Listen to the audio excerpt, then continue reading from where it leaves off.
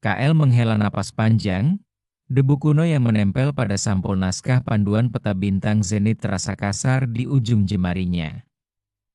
Di sekelilingnya, tenda ekspedisi Delta terasa hening mencekam di tengah hiruk-pikuk pelabuhan udara Benares. Ia menunjuk ke buku tebal di pangkuannya. Aku membaca bab yang sama berulang-ulang, menghafal definisi, tapi rasanya tidak ada yang benar-benar masuk ke otakku. Eyang Raga, seorang kartografer tua yang matanya menyimpan peta ribuan perjalanan, duduk santai di kursi lipatnya, mengamati KL tanpa ekspresi. Di luar, suara mesin uap dan raungan kapal udara bersiap menembus ketinggian. Bab, konjungsi tiga angin. Bukan? Tanya Eyang. Suaranya serak namun tegas. Definisi yang mengikat 3 pola aliran udara, 2 garis ley, dan 1 bintang pandu gelap. KL mengangguk frustrasi. Ya. Aku bisa menulis esai sempurna tentang kapan fenomena itu terjadi dan bagaimana seharusnya dihindari. Tapi jika aku harus benar-benar menavigasi melaluinya saat badai, aku akan berakhir jatuh ke lautan asap.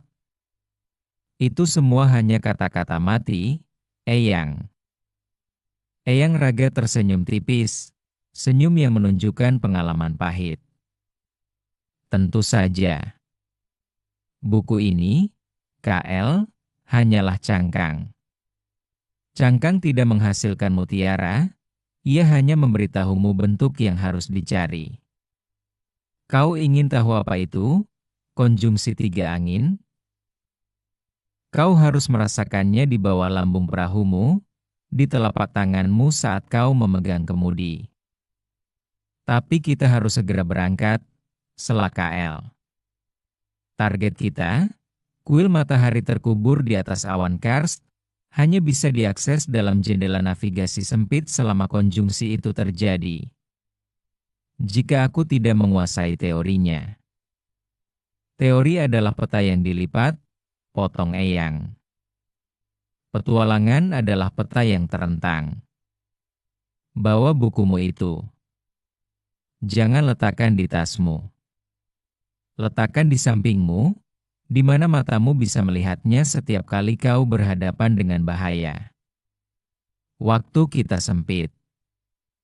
Kau harus belajar, atau kau akan hilang. Perjalanan dimulai dengan keras. KL mengemudikan Sirokco, sebuah perahu layar yang dimodifikasi untuk menembus lapisan udara tebal.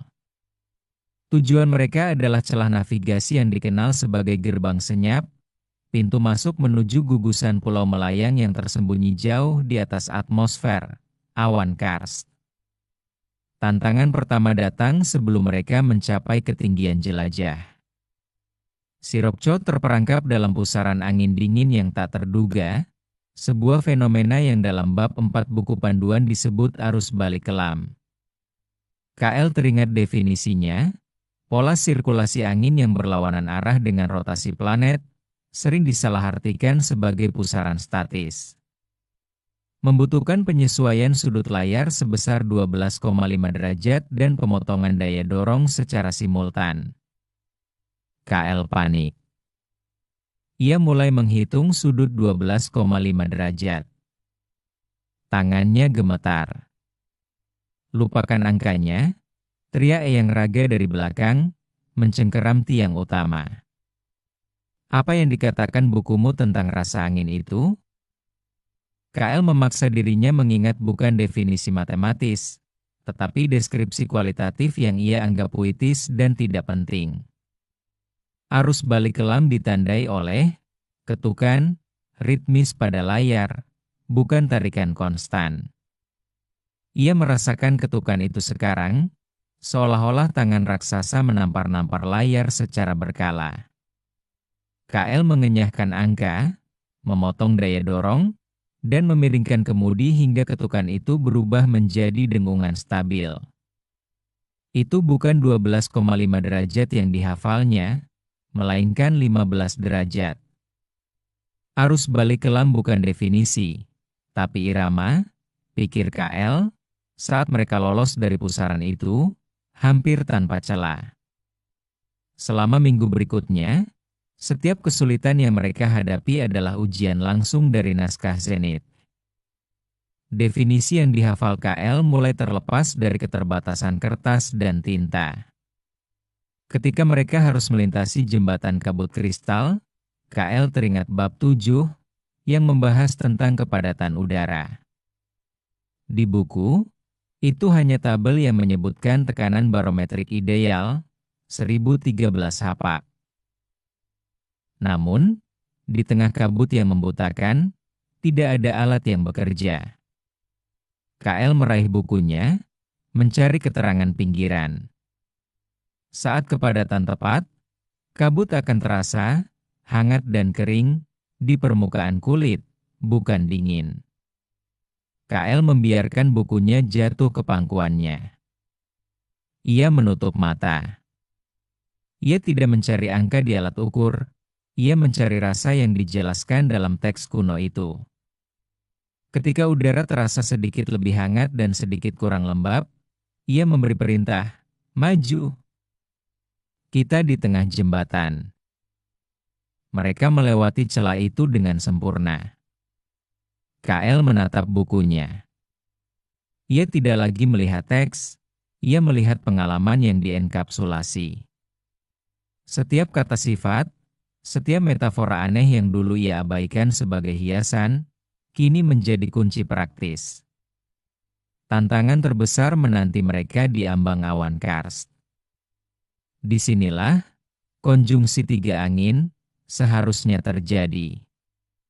Ini adalah fenomena kompleks yang menggabungkan aliran udara dari zona subtropis, arus jet lokal, dan resonansi energi yang berasal dari medan magnet bumi. Langit di atas mereka tebal dan gelap. Instrumen navigasi KL berdengung liar, tidak mampu memproses data yang terlalu bertentangan. Waktunya, KL, kata Eyang Raga, mengamati ketidakpastian di wajah muridnya. KL membuka bukunya pada bab 1. Ia membaca lagi definisinya, mencoba memaksa dirinya menghafal urutan kejadian. Angin alpha, diikuti oleh Le Prima, lalu bintang pandu. Tetapi itu hanya menyusun kata-kata yang berantakan. Ia memutuskan untuk tidak membaca definisi, tetapi membaca tujuan konjungsi itu. Konjungsi tiga angin adalah titik jangkar di mana energi langit dan bumi bertemu, membentuk poros gravitasi sementara yang stabil di tengah kekacauan. Bukan angin yang harus KL cari, tapi kestabilan di tengah kekacauan. KL berdiri di kemudi, membuang kompas magnetisnya.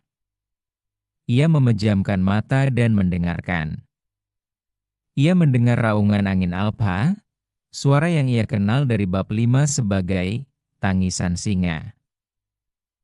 Lalu ia merasakan tarikan lembut dari Le Prima, yang dijelaskan sebagai jubah sutra yang menarik si Rokco ke kanan. Ia tahu, sekarang tinggal menemukan bintang pandu gelap. Bagaimana cara kerjanya? KL, desak Eyang. Bintang pandu gelap bukan bintang, bisik KL, tiba-tiba mengerti. Itu adalah titik di mana semua kekuatan ini bertemu dan menjadi netral. Buku ini bilang itu area keheningan resonansi. KL memutarkan kemudi, tidak menuju angin, melainkan menuju keheningan. Ia mengabaikan semua instrumen dan mengikuti resonansi di telinganya. Ia memimpin si Rokco masuk ke jantung konjungsi. Saat mereka meluncur, segala sesuatu tiba-tiba menjadi hening. Udara terasa tipis dan murni. Mereka telah tiba. Di depan mereka, awan karst terhampar, dan di tengah-tengahnya, kuil matahari terkubur bersinar lembut, stabil, dan damai, tepat di titik jangkar yang diciptakan oleh konjungsi. KL melabuhkan sirup cho di sebuah tebing kecil. Kakinya terasa goyah, bukan karena kelelahan, melainkan karena kesadaran. Ia mengambil naskah panduan peta bintang zenit dari pangkuannya. Buku itu sama beratnya, sampulnya sama berdebu, dan definisinya sama abstraknya. Namun, sekarang, setiap kata, setiap angka, setiap konsep yang ia hafal tanpa makna, telah dihidupkan oleh angin, oleh suhu, dan oleh tarikan gravitasi yang ia rasakan pada kulitnya.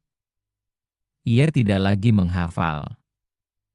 Ia memahami karena ia telah menjadi bagian dari peta itu. Kau membacanya lagi, kata Eyang Raga, tersenyum lebar. KL menggeleng, matanya masih terpaku pada halaman yang menjelaskan konjungsi tiga angin. Tidak, Eyang. Aku tidak membaca. Aku sedang bernapas. Sekarang, barulah kata-kata ini benar-benar masuk.